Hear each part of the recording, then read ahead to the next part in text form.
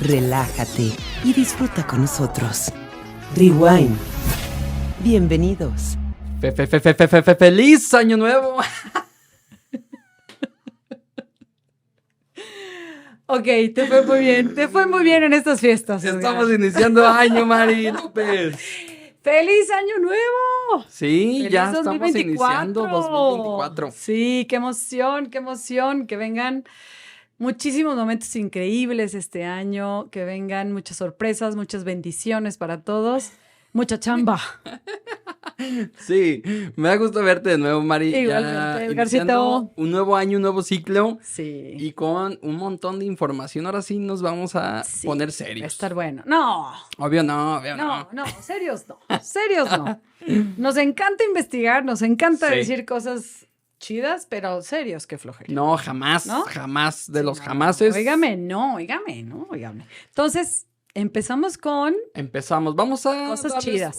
una introducción, o bueno, una probadita de lo que vamos a estar viendo de aquí en adelante, porque no vamos a dejarlo en un solo programa, sino que No, en vamos a varios. estar, ahora sí metiéndonos a regiones, hablando de vinos importantes o de historias, sobre todo, donde el vino es El protagonista. referencia, es protagonista Ujú. y lo tenemos que probar en algún momento de nuestra vida. Claro. Así que vamos a entrar en tema. Vamos a entrar en tema. Mira, yo creo que el vino es mucho más que solo pruébalo, degústalo, cátalo y ya, qué rico. No. O sea, atrás de una botella de vino hay, aparte de que mucha gente involucrada, mucha historia, muchos sucesos, muchos personajes importantes Por supuesto. que a ciertas denominaciones y a cierto tipo de vino, a cierto estilo de vino, le dieron vida, ¿no? Y le dieron importancia. Y yo creo que el hablar solo de la cuestión técnica de X o Y estilo de vinos se me hace muy interesante, pero es quedarnos muy cortos, Así creo es. yo. No, por Que supuesto. claro, la gente que va solo a estudiar la cuestión como muy básica de qué es, dónde se produce, qué tipo de uva, pues perfecto. Pero a nosotros nos encanta ir un poquito más allá, ¿no? Así es. No se preocupe, no va a ser una clase de regiones ni denominaciones de origen. No se va a ser trata más de una eso. plática, sí. Sí, ¿qué pasó? ¿Quiénes estuvieron? ¿Por qué es de esa forma? ¿Y qué influyó en que sea ese vino importante o no? Así es. Entonces nos vamos a ir de lo general a lo particular. Ujú. Vamos a estar hablando en esta ocasión o este primer programa del año. Lo vamos a dedicar a principales vinos espumosos. Espumosos. Algunos porque esto nos va a dar para 2 capítulos mínimo. Sí. Entonces, porque son muchos. Y como acabamos de brindar y de festejar y todo Exacto. eso, pues qué mejor con burbujas. Claro, ¿no? Así empezamos. vamos a entender todo esto de las burbujas, del espumoso, de por qué siempre se siente como muy ostentoso, ¿no? Un vino Claro. espumoso, lo cual pues vamos demitificándolo un poquito. Sí, Ese tono de, wow, solo para super fiestas, ¿no? sí, claro que no. Pero al fin y al cabo, así fue mucho el origen del vino espumoso ya como tal, ¿no? Entonces, vino espumoso, ¿hay en todo el mundo? Se ¿En produce todo el mundo? en todo el mundo. Hay unas regiones mucho más importantes en cuestión producción y mucho más importantes en cuestión como lo que la gente conoce, ¿no? Sí. Se dice que, a ver, nace sí por casualidad, Ujú. porque desde que se hacía el vino para acá es relativamente reciente la Sí. historia del espumoso Ujú. y hay dos versiones, Sí, ¿no? Una al norte de Francia Sí. y otra al sur de Francia. exacto. Lo que sí es muy claro es que, bueno, las historias alrededor de los espumosos y eso incluye al, no diría al más importante, pero tal vez al más representativo. Más famoso. O la más representativa, que es la Ujú. champaña. Ujú. Está la parte de los monjes, el Sí, famoso Don claro. Periñón. Y por otro lado está, bueno, se dice que desde antes de la champaña ya se estaban produciendo vinos espumosos y eso viene desde los 1600 y simplemente era porque en esa parte de Francia, Ujú. esa es una de las versiones, que el vino tenía una acidez muy alta. Ujú. Entonces, lo que hacían eran le ponían algo de azúcar como para bajar esa acidez y lo tapaban. generaba, Lo que no obviamente, sabían fermentación. es que se producía la segunda fermentación, que eso lo hacía con el CO2. Claro, el Y famoso ¡pum! vino del Empezaban a diablo, ¿no? aventar Sí. los corchos. Eso pasa también con Dom Perignon Ujú. y a fin de cuentas es eso, ¿no? Esa Una es doble como fermentación. nuestra historia muy básica del champán, cómo empezó. Pero realmente antes del champán se hizo otro vino en Francia también, que fue al sur de Francia, Al sur de en Francia. la región de Languedoc o Languedoc. Este se llamó Blanquet de Limoges Sí. y fue un vino espumoso, el originario de Aude. Y también tiene AOC, de hecho. Pero este se produce en 1531 al sur de Francia. O sea, Antes de esta segunda versión. Exacto, antes de champán o del famoso vino de Dom Perignon, ¿no? Entonces, este vino se produce en esta zona 1531 y se cree o se tiene la idea de que es el primer vino espumoso que se produce. Y fue por los monjes de la abadía benedictina de San Hilar. Hilario, San Hilario. Y entonces no ha tenido obviamente la fama que tiene el champán, pero sí se le da al mínimo esa como importancia, ¿no? Que es el Sí. primer vino espumoso. Es que Conocido. decían que en esa otra versión, por las temperaturas frías, Ujú. ellos creían que ya había acabado su proceso de fermentación. Claro. Ujú. Y no, tal vez quedaba algo de azúcar residual, Ujú. solo que llegaban los fríos Ujú. y mantenían las botellas o las levaduras dentro del vino Dormiditas. dormidas. Claro. Cuando viene la primavera y despiertan, Ujú. pues vuelven otra vez a hacer su proceso, Claro, pues se pero despierta, ahora se calienta y ¡pum! Las levaduras vuelve empiezan. esta segunda Ujú. fermentación. O sea, es el mismo proceso en historias diferentes. Claro, claro, claro. De hecho, ahorita les platicaremos un poquito de, en general, los vinos espumosos y sus métodos. Pero sí es muy padre como que darte cuenta que hay algo detrás de lo que crees que conoces. Claro. Como este Blanquet de Limoges. Y viene en dos formas, fíjate, viene tanto en el método tradicional, el Brut, como método ancestral, que era el primer método El que primer se usó método. para hacer vinos espumosos, por algo se llama ancestral, ¿no? Entonces, está padre, pero vamos platicando en general de los vinos espumosos, o sea, ¿cuántos tipos de vinos espumosos hay? Más bien dicho, los métodos, ¿no? Cómo se Sí. producen, yo creo. Sí, se Viene pueden siendo. hacer vinos espumosos de cualquier uva. Ujú. Entonces vamos a poder encontrar vinos espumosos blancos, rosados y tintos. Sí, Entonces, totalmente. de eso no hay como duda. Ujú. En tema de formas de producción, está la tradicional, Sí, ¿no? La champenois, Sí. que es la que la champaña puso sí. no como famosa, o bueno, sí. Sí. De hecho, champenois. Sí, ¿No? por eso se llama También, champenois. y tradicional, pero la usan varios estilos o, bueno, denominaciones en el mundo, ¿no? Ese Claro. tipo de método. Pues Y- desde viejo mundo hasta nuevo Sí, mundo. sí, Pues sí, claro. Los cavas y todos estos pues, tienen este tipo de procesos. Ujú. Los Este, alemanes también. Los alemanes. Los alemanes manejan este proceso.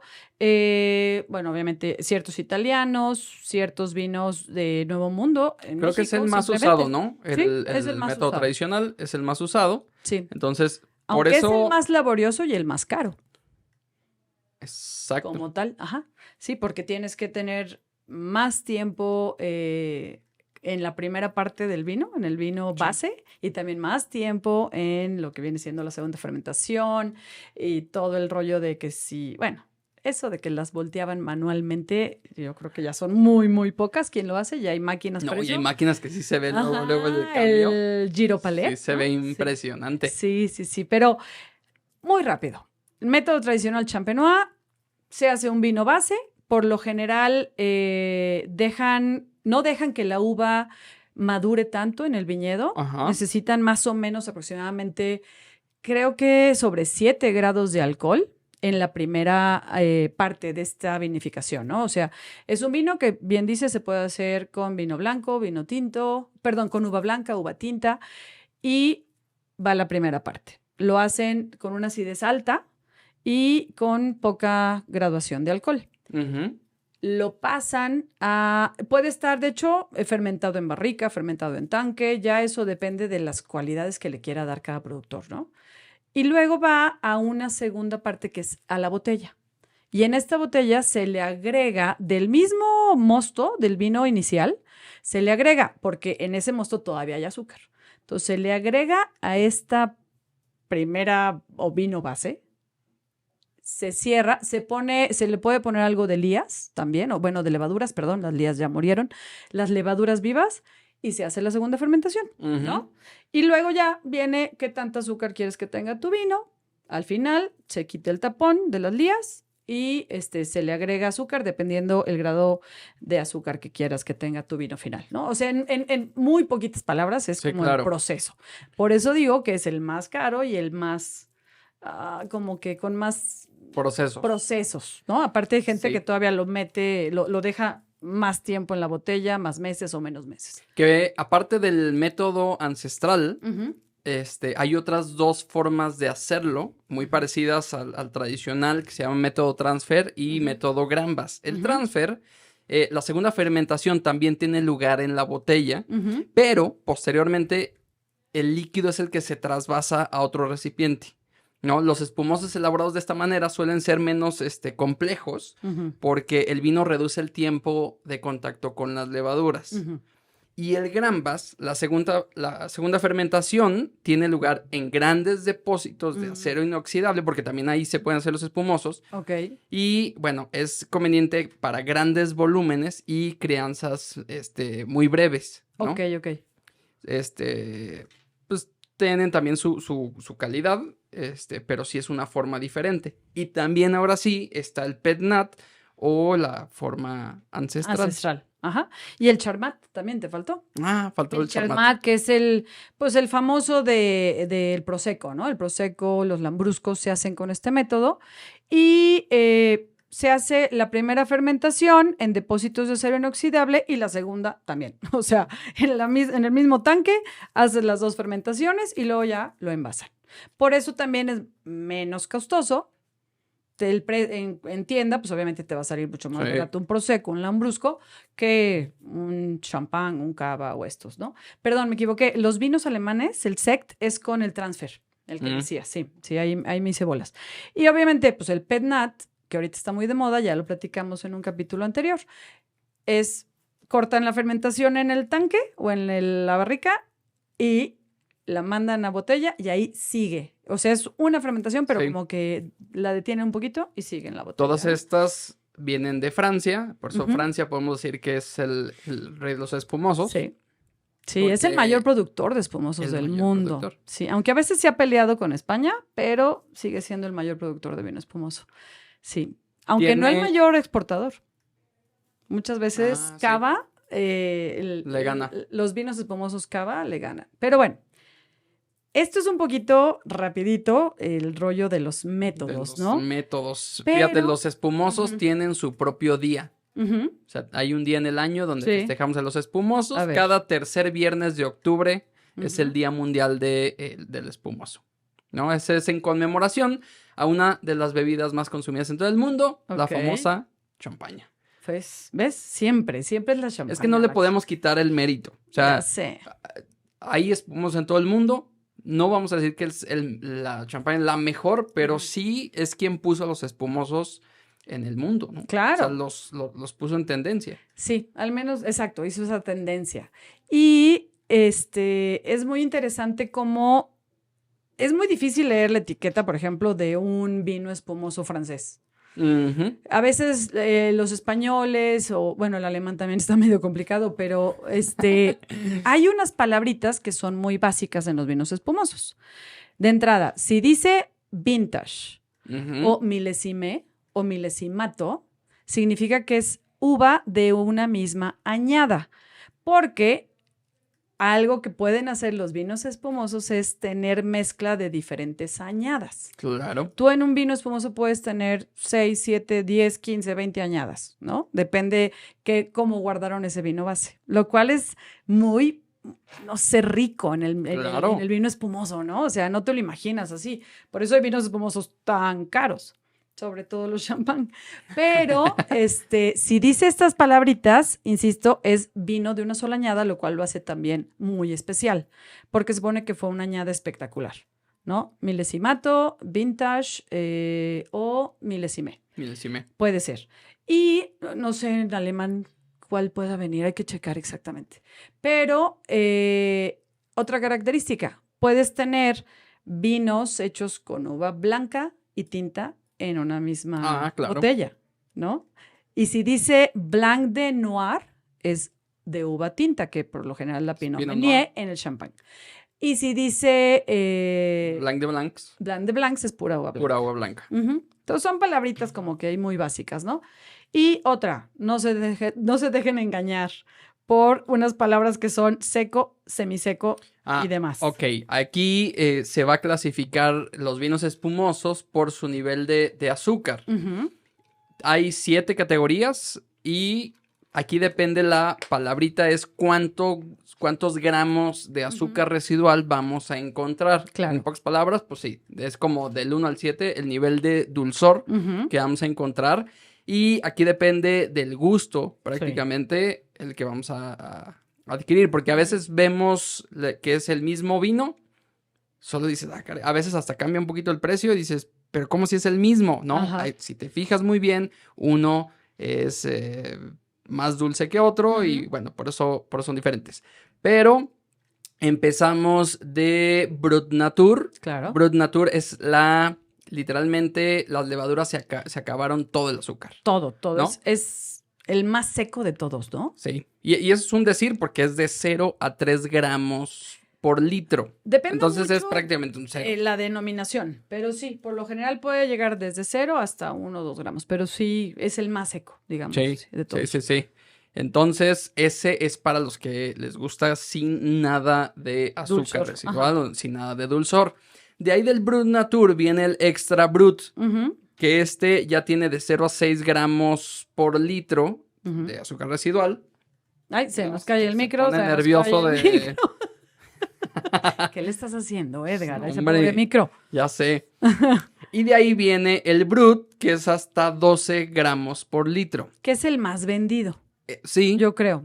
Es el que te encuentras más. La palabrita esa Brut. Que de ahí, etiqueta, ¿no? del Brut al Brut Natur, es literalmente los que menos dulzor tienen. Y, a ver, no es que varía mucho, pero si no te gustan los dulces, puede ser cualquiera de esos 3 y no vas a notar una diferencia tan grande. Ok. ¿No?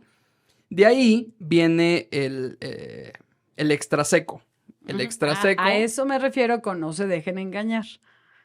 Extra sí. seco o extra dry. Exactamente. ¿No? ¿Eso significa qué? Dry o extra dry, que es seco o extra seco, que estos tienen de 12 a 17 gramos por litro. O sea, ya es dulce. El extra seco. El seco es de 17 a 32 gramos. Todavía más dulce. Es una diferencia. O sea, fíjate, si tú te vas con el rollo de extra dry, exactamente, extra seco, dices, no, pues es un whisky, ¿no? Digámoslo así en boca. O sea, la sensación de muy seco en boca. Claro. Y no, es todo lo contrario. Sí, tiene un dulzor muy alto. Que eso ya van con postres, ¿no? Yo creo. Que ya de ahí viene, por ejemplo, el demisec, que tú dices, pues ha de ser así como semiseco, no tan dulce. No, el demisec tiene de 35 a 50 gramos por litro. Ay, no más. Ya es dulce, muy dulzón, ¿no? Ajá. Que lo único diferente ahí ya es el dulce, que es más de 50 gramos por litro. Qué impresión. Ya si dice dulces porque sí, pues es un postre, ¿no? Pero, ojo, sí parece ser como medio confuso el decir extra seco. No. Si dice Brut, es seco. Ok, perfecto. ¿No? En cualquiera de sus 3 líneas. Brut, Extra Brut o Brut Natur. Ok. ¿No? Son las que menos tienen. De ahí está el Dry o el seco y Extra Dry, que ya son medio dulzones. Y demisec y dulce. Ya cuando dice dulces, porque sí está arriba de 50 gramos litros. Entonces, pues ya saben, no se dejen engañar con esas palabritas en la etiqueta. Digo, no es que no se dejen engañar, más bien dicho para que sepan cómo es esta clasificación, ¿no? Sí. Y pues bueno, ese es como en el general de los vinos espumosos. Y bueno, vamos platicando de las regiones en general. O sea, tenemos regiones en Francia, en España, en Italia, en Alemania. Sí. O sea, de las famosas. En Rusia se hace vino también espumoso. Sí. Y obviamente... Nuevo Mundo también hay muchos lugares donde el vino espumoso se vuelve insignia, pudiéramos Claro, decirlo así, Brasil. en algunos lados, como Brasil. Brasil simplemente su mayor producción son vinos espumosos. Ya tienen una denominación. Sí. Que bueno, ya lo Para los que platicaremos. vivan en una piedra y no sepan diferenciar, la distinción más grande de un vino espumoso es el corcho en forma de champiñón Ujú, y viene con su cápsula y hay una forma de abrirlos. ujú. Normalmente es con cuidado. Ay, sí, por favor. Pero hay una- platicar eso. Hay Atmósferas. una forma de abrirlo muy icónica que se le llama el método del sabrage. Ah, sí, sí, sí. Platícanos. El sabrage es utilizas un sable, un Ujú. pequeño sablecito, ¿no? Sí, sí. Si Pues tienes bueno, empezó con un sable. un sable normal, y ahorita ya son sables más pequeños, que si Ajá. tienes un machete, pues también, ¿no? Un De una cuchillo vez. de cocina. No, ahorita les hacen con todo, con Sí. todo. El otro día vi con un palo de golf. Pero bueno, platica qué es, platica de qué se trata. Ok.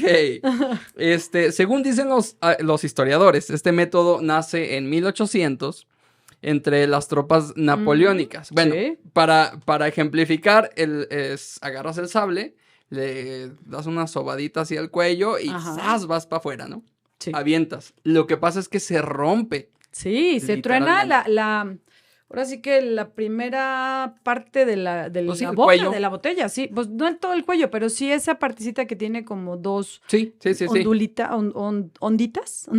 onditas, que es de donde se agarra esta cápsula. cápsula, o bueno, esta le llaman como rejilla, eso es lo que sale volando. Así es. Entonces nace con las tropas napoleónicas y fue este mismo emperador francés Ujú. quien inmortalizó una de las frases más populares sobre el champán, Ah, claro. que es: en la victoria lo merecemos y en la derrota lo Lo necesitamos. necesitamos. Sí, no inventes. Ahorita Es que ando necesitando. estás derrotado en este momento. Ah, te creas. No, la verdad es que, ay, que por cierto, fui a ver la película de Napoleón y, excuse me, pero no me gustó No. nadita. No. ¿A ti sí? ¿Ya la viste? Dicen que es muy buena. No, no me gustó nadita. No, ponen un Napoleón muy pelele, muy, no sé, no. Hacen referencia a muy pocas de sus batallas y unas que las pasan así nomás como de una embarradita, fueron grandes batallas. Ay, no, lo ponen, no me gustó nada. Bueno, tú quieres un documental No soy documental, History pero no para nada, bueno, fuera. Pero sí, de hecho, hasta me puse a investigar de Napoleón después de ver la película y dije, ok, con razón no me gustó, no. Pero bueno, cada quien. Las batallas, hay una batalla que sí está muy padre. La actuación de Joaquín Phoenix, bien. En algún lado leí que decían un Joker queriendo interpretar a Napoleón. No es Sí. cierto. Ha tenido varias críticas, buenas y malas, pero bueno. Hablando de Así, Napoleón, regresando al vino. un gran precursor del champán. De hecho, dicen que Napoleón traía botellas y botellas de champán a todas sus batallas. Sí, pues era su Muchas. vino. Ujú. Preferido. Sí. Preferido. Entonces, que él, de entrada, no era originalmente francés, él era italiano. Porque Córcega, la isla donde nace Napoleón, era italiana. Y Francia la ocupa. Y su apellido inicial era Buonarroti. Y luego Bonaparte, Buonarroti era otro. Bonaparte. Dijiste, ¿de quién estamos hablando? Bonaparte. Y lo cambió a Bonaparte. Ajá. Para hacer más French. Wow. Sí, pero bueno, parte de... Ahora sí Ahora sí que entramos. nota al calce. Vámonos Entramos a- Bueno, nada más algo, sí. Cuando abran un vino espumoso, mucho cuidado, por favor. Luego ves esos videos en TikTok y en Instagram que dices, bueno, qué cosa. O sea, hay uno que lo abre así con la boca Menso. y se eleva el corcho a la garganta. Yo creo que se ahogó. Otra que casi se saca un ojo. Se ahogó. Sí, los típicos que quieren hacerlo, el sablage, y pum, se les cae toda la botella y sale volando. Tengan cuidado Sí. porque las atmósferas que están dentro de una botella de vino espumoso, sobre todo método tradicional, son muy altas. O sea, 3 veces la presión de una llanta es de como auto. una llanta de tráiler. Una llanta de tráiler. Imagínate que te truena en la cara una llanta de tráiler. O sea, aguas. A ver, la ventaja que el corcho es de baja densidad, o sea, pues es una esponjita, pero aún así la fuerza pero a la que como sale. dicen, no es la bala la que mata, es la velocidad. O sea, tú agarras una balita sola y no te pasa nada. La fuerza y la velocidad con la que sale, y es lo mismo del corcho. O sea, cuidado, porque sí te puede tronar un ojo, ¿eh?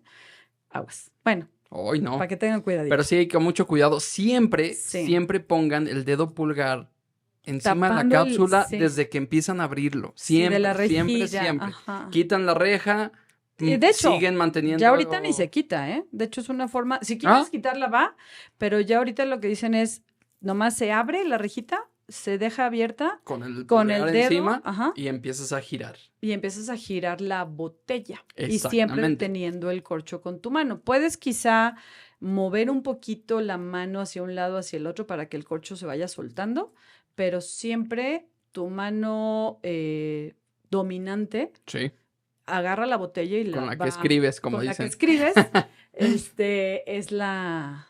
Que desde que das el primer giro, vuelta, ya se siente la presión. Sí, cuidado, sí. O sea, sí, ya hay un movimiento. Sí.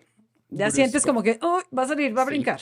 Y se supone, según las reglas del servicio, es que solo debe de escucharse un pss al momento de abrirlos. Como un pequeño gas. Como un gasecito ahí saliendo de la botella y ya. Obviamente, si vas a tener un mega festejo, que se oiga el mega pop, ¿no? Pero, según el servicio, es que no se escuche. Que no se escuche. Ya cada quien. Eso es lo complicado. Sí, muy complicado.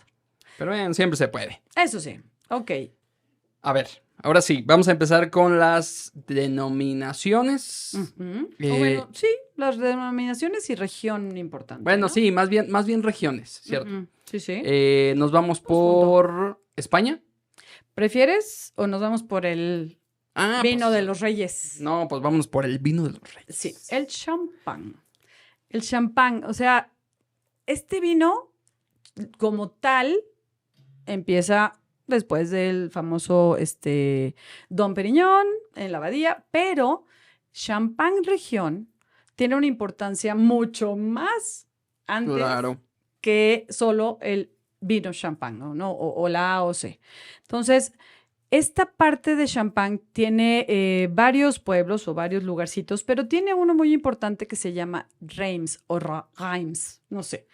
Y aquí fue donde empezó también mucho de pues como ir y venir de los reyes, pero también antes de que empezara toda esta edad de la Edad Media, antes de que los romanos todavía llegaran a esta parte de Francia, se llamaban las Galias. Estas Galias eran parte de Francia, Bélgica, Suiza, Países Bajos y unas partes de Alemania, sobre todo la parte baja del Rin. Okay. Entonces, todos ellos les llamaban galos. Y a estos galos, inicialmente, desde entonces, se cree que desde el siglo I ya hay viñedos en esta parte de Francia o Champagne. Obviamente no se llamaba así, ¿no? Llegan los romanos, etcétera, pelean contra los galos y les prohíben hacer vino porque ellos eran los mayores productores de vino, ¿no? Los romanos. Era todo el Imperio Romano. Llegan y los galos desde 2 siglos antes, porque estos romanos llegan creo que en el siglo III, y les prohíben hacer vino. Como ha pasado en diferentes lugares, en el ¿no? 3 después de Cristo es donde se levanta esta prohibición. Exacto. Entonces, perdón, poquito antes del 3 y en el 3 se levanta. Y entonces empiezan a hacer todo este vino y se empieza a hacer famosa esta región. Empiezan a tener muchos eventos, muchas, pues como ferias, ¿no?